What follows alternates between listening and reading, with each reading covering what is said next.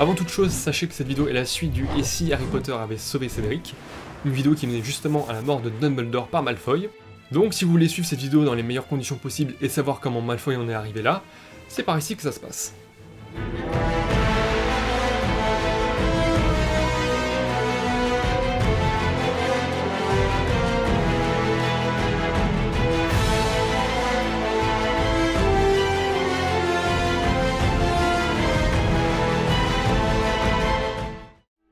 Tout d'abord, remettons les choses dans leur contexte. La situation n'est pas joyeuse au sein du monde de la magie. Dumbledore, l'un des plus puissants sorciers, vient de se faire assassiner. Une situation bien délicate pour Harry et ses amis qui doivent pourtant, dans cette atmosphère compliquée, se mettre à la recherche des Horcruxes. Mais avant de partir dans de telles aventures, nos amis assistent au mariage de Bill et Fleur. C'est ici que Harry va être confronté pour la première fois aux reliques de la mort, via le père de Luna Lovegood. C'est aussi l'occasion pour Harry d'en apprendre plus sur Bathilda Tourdesac, une historienne qui connaissait très bien la famille de Dumbledore. Mais ces réjouissances ne sont que de courte durée. La fête va vite être gâchée par l'apparition de Mange-Mort. Le ministère de la Magie vient de se faire renverser par le Seigneur des Ténèbres, et la nouvelle politique de ce dernier proclame la supériorité absolue des sorciers sur les Moldus, et absout catégoriquement les sangs de bourbe. Fort heureusement, Harry, Ron et Hermione arrivent à s'échapper de là, en transplanant. Les voilà alors propulsés en plein Londres. Ils ne disposent que de peu d'informations sur les Horcruxes, et leur seule piste est la petite note trouvée avec le médaillon, RAB. Bon, à partir de là, ils se rendent dans la maison des Blacks, et ils trouvent Créature, qui leur révèle que le médaillon est un faux Horcrux, que c'est un certain Mondingus Fletcher qui l'a volé. Une fois Mondingus ramené par Créature, celui-ci nous apprend qu'il l'a vendu à une certaine Dolores Ombrage, qui travaille au ministère. Donc pour faire gros, le médaillon récupéré par Harry et Dumbledore est un faux, laissé par le frère de Sirius Black, qui s'est lui-même fait voler le vrai, et qui a ensuite été revendu à Dolores Ombrage. Harry, Ron et Hermione doivent donc trouver un moyen de rentrer au ministère afin de reprendre l'Horcrux. Fort heureusement pour Harry, il est resté en contact avec Cédric Diggory. Avant la prise du ministère par les Mange-Morts, Cédric y travaillait au département des contrôles et de régulation des créatures magiques, tout comme son père. Cédric avait bien évidemment fui le ministère depuis, mais Harry, Ron et Hermione sont persuadés que si quelqu'un peut bien les aider à y rentrer, et à leur donner des informations sur Dolores Ombrage, c'est bien lui. Harry rentre donc en contact avec Cédric. Mais comment ?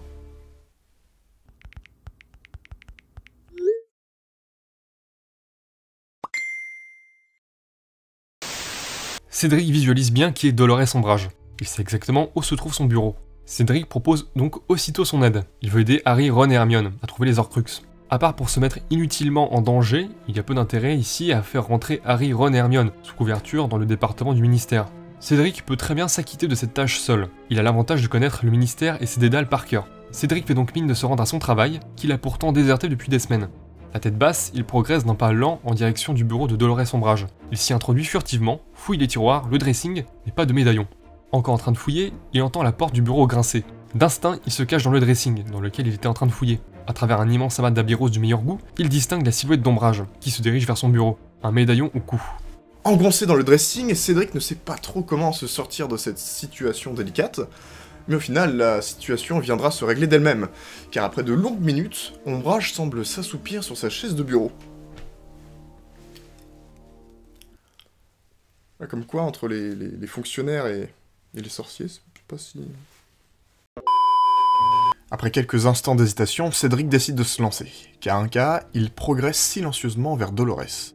Son objectif est de lui extirper le médaillon sans qu'elle ne s'en aperçoive, sans troubler son sommeil léger. La démarche de Cédric est couronnée de succès. Délicatement, il parvient à s'emparer du médaillon et à s'enfuir du ministère en toute discrétion. Mission réussie donc. Par la suite, il retrouve Harry, Ron et Hermione à leur point de rendez-vous, c'est-à-dire à la maison des Blacks. Ils restent néanmoins bien embêtés, impossible pour eux de détruire l'Horcrux. Ils ont beau essayer tous les sortilèges qu'ils connaissent, rien n'y fait. Les jours passent, et les pensées se brouillent. Le médaillon a la fâcheuse tendance de rendre insupportable celui qui le porte. Harry, Cédric et Hermione passent des nuits blanches à essayer d'éluder le mystère de cette Horcrux. Ron est un peu en retrait et nourrit secrètement une certaine jalousie envers Cédric, qui s'est beaucoup rapproché d'Harry. Hermione finit par suggérer de trouver les autres Horcrux, qu'il trouverait le moyen de les détruire plus tard. Mais là encore, il se trouvait dos au mur, sans aucune piste. Hermione suggère alors d'aller chercher du côté de Godric's Hollow, la ville où les parents d'Harry sont morts et où Voldemort a perdu ses pouvoirs. Selon elle, c'est un endroit important pour Voldemort, le genre de lieu où il pourrait cacher un Horcrux. C'est donc sans plus attendre qu'il transplane et se voit propulsé en plein milieu de la ville gothique. Évidemment, Harry fait un petit tour par la tombe de ses parents, un passage obligé. Cédric finit par faire remarquer au groupe qu'une dame étrange les observe au loin. Hermione la reconnaît tout de suite. Il s'agit de Bathilda Tourdesac. Ce nom résonne tout de suite en Harry. Il en avait entendu parler au mariage de Bill et Fleur. Bathilda serait une proche de la famille Dumbledore. Peut-être sait-elle des choses sur les Horcruxes. C'est donc dans l'optique de voir si Bathilda ne peut pas les éclairer qu'ils viennent à sa rencontre. C'est une dame extrêmement étrange, toute rabougrie et peu loquace. Pas étonnant car il s'agit en réalité de Nagini, le serpent de Voldemort. Sous les attaques incessantes du serpent, le groupe se regroupe et transplane de nouveau. La dernière piste qui leur reste est de trouver Monsieur Lovegood, le père de leur camarade Luna. Cela fait plusieurs fois que Harry aperçoit cet étrange signe que Lovegood portait autour du cou lors du mariage. Et il compte bien en apprendre plus en se rendant chez l'intéressé. Lovegood les reçoit, leur sert le thé et leur explique la signification de ce que représente son pendentif, à savoir les reliques de la mort. Suite à cet échange, la pierre de résurrection, la cape d'invisibilité et la baguette de Suro n'ont plus de secret pour nos héros. Mais l'échange va vite mal tourner. Les Mange-Morts menaçant de s'en prendre à sa fille, il s'est vu obligé de trahir Harry et de les appeler pour le capturer. Bien heureusement, plus de peur que de mal, Harry, Ron, Hermione et Cédric arrivent à transplaner. Bon par contre, devant l'urgence de la situation, Hermione transplane un peu à l'aveugle, ce qui les fait atterrir en pleine forêt, et en plein milieu d'un groupe de rafleurs. La probabilité pour que cela arrive doit être infinitésimale, mais c'est un problème aussi présent dans les films. Et comme ce que cela amène est important pour nous, nous imaginons mal l'occulter. Ainsi donc, Harry, Ron, Hermione et Cédric se font poursuivre en forêt par un groupe de rafleurs. Ils sont sur leurs talons, la fuite est compliquée. Les sortilèges fusent de toutes parts entre les pins. Voyant que la situation est sans espoir, Hermione défigure Harry à l'aide d'un sortilège afin qu'il ne soit pas reconnu par les Mange-Morts. Maintenant capturés et menottés, Harry, Ron, Hermione et Cédric sont emmenés au manoir des Malfoy afin d'être interrogés et d'être identifiés. Là-bas, ils y retrouvent Bellatrix Lestrange, la famille Malfoy au complet, enfin plutôt mère et fils. Ainsi que Queue de Verre et quelques Mange-Morts. Grâce à Drago, Ron, Hermione et Cédric sont très vite identifiés. Cependant, il émet un doute concernant Harry, qui, je le rappelle, a vu sa tête se faire défigurer par Hermione. Mais à bien y regarder, Drago comprend que c'est un piège et ne tombe pas dedans. Sûr de lui, il identifie Harry Potter. Et oui, comme nous le savons, dans les films, Malfoy ne balance pas Harry. Mais ici, et comme pour Dumbledore, Malfoy nourrit une haine profonde envers Harry, car il le sait, Harry et Cédric avaient balancé son père en prison. À cette nouvelle, le groupe de Mange-Morts n'hésite pas et se permet donc d'appeler Voldemort. Ils savent très bien que Voldemort tient à s'occuper de Harry personnellement. Aussitôt appelé, le Seigneur des Ténèbres apparaît et jubile devant la scène qui se profile devant lui. Harry est là, à ses pieds, et sans défense. Voldemort prend son temps, il prend soin de torturer Ron, Hermione et Cédric, sous les yeux de Harry qui le supplie d'arrêter. Difficile pour Voldemort de cacher la joie que lui procure ce petit jeu machiavélique. Mais après s'être amusé de longues minutes, il décide de passer aux choses sérieuses et d'en finir avec le garçon qui a survécu. Alors sur le point d'en finir avec Harry Potter, Voldemort entend un étrange grincement au-dessus de lui. À peine Voldemort a-t-il le temps de réaliser ce qu'il se passe, que Dobby fait décrocher le lustre au-dessus de lui. Voldemort est obligé de s'écarter avec hâte. Dans la cohue, Dobby en profite pour rapidement rejoindre Harry, Ron, Hermione et Cédric, afin de les faire transplaner. Voldemort comprend que Harry est de nouveau sur le point de lui échapper. Fou de rage, il lance un Avada Kedavra dans la masse informe de nos héros sur le point de transplaner. Harry reprend ses esprits sur une plage de sable fin. Le corps de Ron gisant non loin. Le sort de Voldemort avait fait mouche et Ron en avait fait les frais. Harry, Hermione et Cédric sont abattus par cette vision. Bien entendu, le moral du groupe est gravement atteint. Même si la situation est très urgente, ils se voient obligés de s'accorder quelques jours de répit, afin de faire leur deuil. Dobby les avait fait transplaner dans la maison de Bill et Fleur, en bord de mer. Là-bas, ils avaient aussi retrouvé Luna Lovegood, Ollivander et un gobelin de chez Gringotts. Eux aussi étaient prisonniers chez les Malfoy, et Dobby les avait fait s'échapper. Harry, Hermione et Cédric redoublent leurs efforts pour essayer de trouver les Horcruxes restants. Faute de savoir où chercher, Harry a une idée, pour essayer de détruire le pendentif. Il se rappelle que Dumbledore lui avait dit que le journal de Tom Jedusor était un Horcrux. Or, il avait réussi à le détruire en lui plantant un croc du basilic. Il n'en faut pas plus à nos héros pour avoir envie de se rendre à Poudlard, car peut-être pourrait-il détruire le pendentif avec un croc de basilic. Ne pouvant transplaner dans l'enceinte de l'école, Harry, Hermione et Cédric arrivent après au lard. À peine arrivés, les alarmes s'allument et leur présence est détectée. Composés de Mange-Morts et autres serviteurs de Voldemort, nos héros ont tout intérêt à ne pas rencontrer la nouvelle direction de l'école. Bien sûr, c'est Aberforth Dumbledore qui va les extirper de la situation et les cacher. Ils vont aussi apprendre que c'est lui qui avait envoyé Dobby à leur rescousse. Sa rencontre est une véritable aubaine, car en plus de tout cela, il a chez lui un passage qui le relie directement à Poudlard. En suivant le chemin et en étant guidés par Neville, nos héros retrouvent Poudlard et atterrissent dans la salle commune de Gryffondor. Harry aperçoit Ginny, et sa joie de la retrouver laisse rapidement place à un tout autre sentiment. Ah, salut Ginny! Et au fait, ton frère est mort. Avec le règne des forces du mal, Poudlard n'a jamais paru aussi terne. Les élèves de toutes les maisons sont appelés dans la salle commune, alertés par l'effraction à Préolard. La direction veut procéder à une inspection. Harry, Hermione et Cédric s'immiscent comme ils peuvent dans la foule à l'aide de robes dérobées. Arrivé en salle commune, Rogue, sous sa fonction de directeur de Poudlard, fait tout un discours. La scène agace Harry. Il avait trahi Dumbledore. Il ne peut donc s'empêcher de s'immiscer pour lui faire face.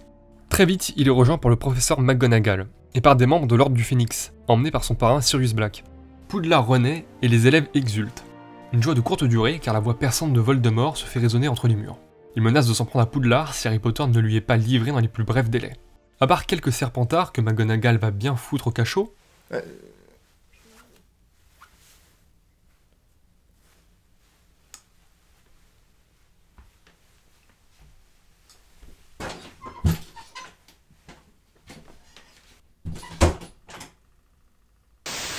personne ne veut livrer Harry. Les élèves sont prêts à se battre. Pendant que l'école se prépare à subir les assauts de Voldemort et de son armée, Harry, Hermione et Cédric foncent vers la chambre des secrets. Grâce aux fourches-langues, Harry arrive sans mal à y accéder. Il récupère un croc de basilic avant de le planter violemment dans le médaillon et de le détruire. Aussitôt après, Harry est pris d'une violente vision. Il sent que Voldemort est fou de rage. Plusieurs objets défilent dans l'esprit de Harry. Un diadème, une coupe et un serpent. Il comprend que ce sont les Horcruxes restants. Voldemort craint pour leur sûreté. De la description qu'en fait Harry, Cédric croit reconnaître le légendaire diadème perdu de Rowena Serdaigle. Avant de partir à la recherche de ce dernier, Harry, Hermione et Cédric prennent bien soin de chacun prendre un croc du basilic. Luna leur conseille de parler au fantôme d'Helena Serdaigle, qui sait sûrement où se trouve le diadème. Et après de dures négociations, notre groupe d'amis arrive à déduire que le diadème se trouve dans la salle sur demande. Pendant ce temps, l'armée de Voldemort met à mal la protection magique entourant Poudlard. Enfin cela jusqu'à ce que Voldemort se mette à utiliser la baguette de Suro, une des reliques de la mort. Un artefact extrêmement puissant qu'il avait subtilisé au cadavre de Dumbledore il y a peu. La baguette ne fait qu'une bouchée de la protection magique de Poudlard. Cette dernière s'embrase complètement avant de descendre lentement en lambeaux. Néanmoins, Voldemort sent que cette baguette lui résiste toujours. Focus sur Malfoy qui transplante dans Poudlard.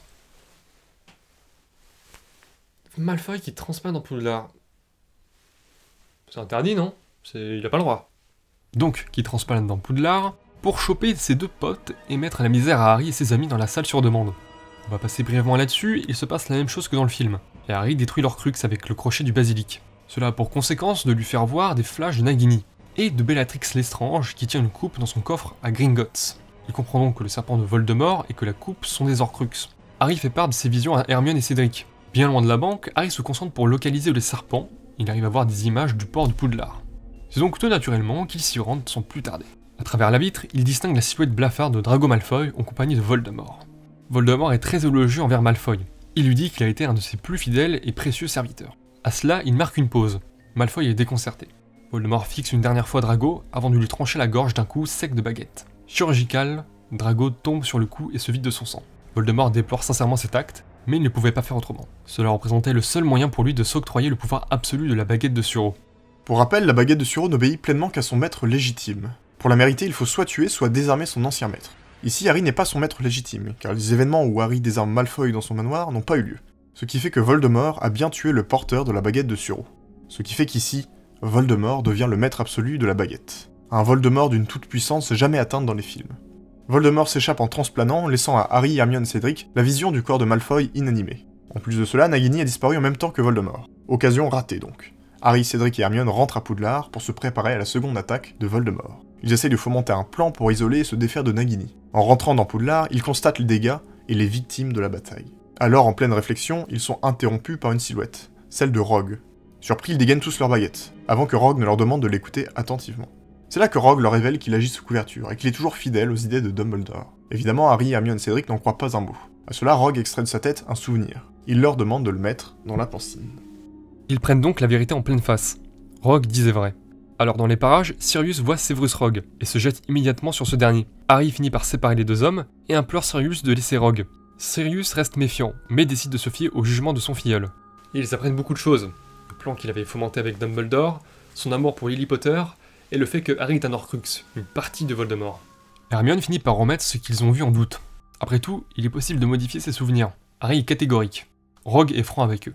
Harry comprend alors que pour défaire Voldemort, il doit se rendre à lui et mourir. Harry se rend donc au rendez-vous que lui avait donné Voldemort, dans la forêt interdite. Il jette une dernière fois un coup d'œil au cadeau légué par Dumbledore, son premier vif d'or avant de l'embrasser. Le petit objet s'ouvre et laisse apparaître la pierre de résurrection, la dernière relique de la mort. Alors que Harry s'inquiète de sa mort prochaine, ses proches apparaissent sous une allure fantomatique et lui disent de ne pas s'inquiéter. Ainsi, il se sépare de la pierre de résurrection. En arrivant sur les lieux, il distingue Voldemort, évidemment, mais aussi quelques mange-morts, qui avaient été rejoints par Rogue entre-temps. Cette fois-ci, le Seigneur des Ténèbres ne compte pas tergiverser. Il inflige rapidement à Harry le sortilège de mort. Le coup est fatal, et Harry en succombe. Devant la toute-puissance de la baguette de Suro et de son maître légitime, Harry se prend ici, contrairement aux films et livres, une permadesse. Si Harry revient à la vie dans les films, c'est car il est officiellement le détenteur des 3 reliques de la mort, de la baguette de Suro, de la cape d'invisibilité et de la pierre de résurrection. Cela fait alors de lui le maître de la mort. Il y a ça et aussi le sang de sa mère, Lily, qui lui confère une sorte de protection contre les sorts de Voldemort. Cela ne signifie pas qu'il est immortel, mais qu'il a le choix de revenir à la vie ou non. Nuance. C'est l'interprétation la plus répandue et de nombreux mystères planent encore autour de cela. Mais du coup, dans notre histoire, Harry meurt. Dans les films, toute cette histoire de Harry qui survit car il est détenteur des 3 reliques de la mort n'est jamais vraiment abordée. Nous d'ailleurs, à titre personnel, on pensait qu'il avait survécu car c'était un Horcrux. Harry ne fait d'ailleurs jamais le rapprochement que ce qu'il a reçu à ses Noëls à 11 ans comme ça, c'est une relique de la mort. Joyeux Noël! C'est quoi ça? La paix dans le monde. Harry étant un Horcrux, sa mort provoque de nouveau un affaiblissement de Voldemort. Rogue avance pour vérifier l'état de Harry et confirme tristement sa mort. Néanmoins, Voldemort est tout de même comblé. Plus rien ni personne ne serait désormais en mesure de l'arrêter. Il se met donc en marche vers Poudlard avec son armée, le corps d'Harry en tête de cortège. Victorieux, il se rend à Poudlard et brandit comme un trophée la dépouille de Harry. C'est le moment pour lui de tenir sa parole. Il ajoute que ceux qui le rejoindront seront épargnés. Les élèves et professeurs ne bronchent pas, et restent fidèles. Inspiré par le courage de Neville Londubat, qui tient tête à Voldemort, la bataille redémarre de plus belle. Au cours de celle-ci, et de la même manière que dans les films, Neville arrive à détruire Nagini. Encore un Horcrux de moins donc. Profondément touché par cette perte, Voldemort est incontrôlable, et effectue un massacre. Le mage noir est tout bonnement inarrêtable. Dans la folie de la bataille, Severus Rogue se débrouille pour retrouver Hermione et Cédric, et les extirper contre leur gré de Poudlard, pour un lieu plus sûr. La fonction de directeur de Poudlard permet donc quelques avantages. Cédric et Hermione protestent violemment, ils ne veulent pas rester là pendant que leurs amis se font massacrer. Rogue les recadre, ils sont les seuls à détenir de précieuses informations sur les Horcrux restants. Autrement dit, ils sont les derniers espoirs pour mettre fin au règne de Voldemort. Là-dessus, Rogue disparaît, repart pour Poudlard, histoire que son absence ne se fasse pas remarquer. Ce n'est que quelques heures après que Rogue réapparaît et leur demande le plus d'informations possible. Hermione et Cédric lui révèlent tout. D'après eux, le dernier Horcrux est caché à Gringotts, dans le coffre-fort de Bellatrix Lestrange. Rogue leur suggère alors de pénétrer dans Gringotts, de trouver l'Horcrux et de le détruire. Son statut de mange-mort lui empêche lui de participer à cette mission. Mais Rogue peut tout de même se rendre utile autrement. C'est ainsi que quelques jours après, Rogue revient auprès des 2 amis, une potion de polynectar à la main. Il avait réussi à se procurer un cheveu de Bellatrix Lestrange pour concocter un petit remède, le polynectar. Hermione sous l'apparence de Bellatrix Lestrange et Cédric costumé en mange-mort arrivent à s'infiltrer jusqu'au coffre de Bellatrix. Et cela un peu de la même manière que dans les films. En arrivant dans la salle, ils rentrent dans une pièce remplie de babioles. L'Horcrux est là quelque part, mais où? Pour chaque objet touché, un autre secret. Alors que la pièce se remplit à une vitesse considérable, Cédric remarque une coupe étrange, qui lui rappelle quelque chose. La coupe de Poufsouffle. La légendaire coupe de la maison dont il était issu. Il trouve ça bizarre qu'elle soit là. Après tout, 2 des Horcrux étaient des objets mythiques des maisons de Poudlard. C'est donc sans y réfléchir plus que cela que Cédric s'empare presque instinctivement de la coupe, avant de sortir de justesse de la salle en compagnie d'Hermione. Il en est maintenant presque certain, l'objet dispose d'une aura très étrange, quasiment maléfique. Sans sourcil, il demande à Hermione de sortir l'un des crocs du basilic, qu'il avait pris dans la chambre des secrets, et de détruire l'Horcrux. L'opération est un succès. À des lieux de leur position, Voldemort ressent comme un petit souffle au cœur. L'Horcrux venait d'être détruit. Le Seigneur des Ténèbres se sent tout chose. Mortel. Il est grandement affaibli par le déchirement de son âme, et fait appeler son serviteur expert en potions Severus Rogue, afin qu'il lui concocte un remontant.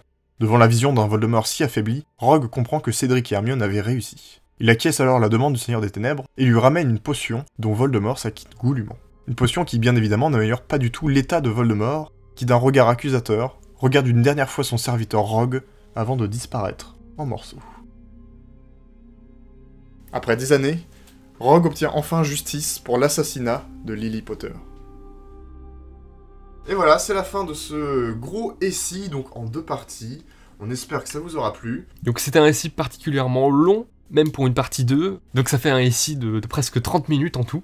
J'espère que ça vous aura plu, donc n'hésitez pas à liker, à partager, à vous abonner, à commenter. Et on se dit à la prochaine. À la prochaine.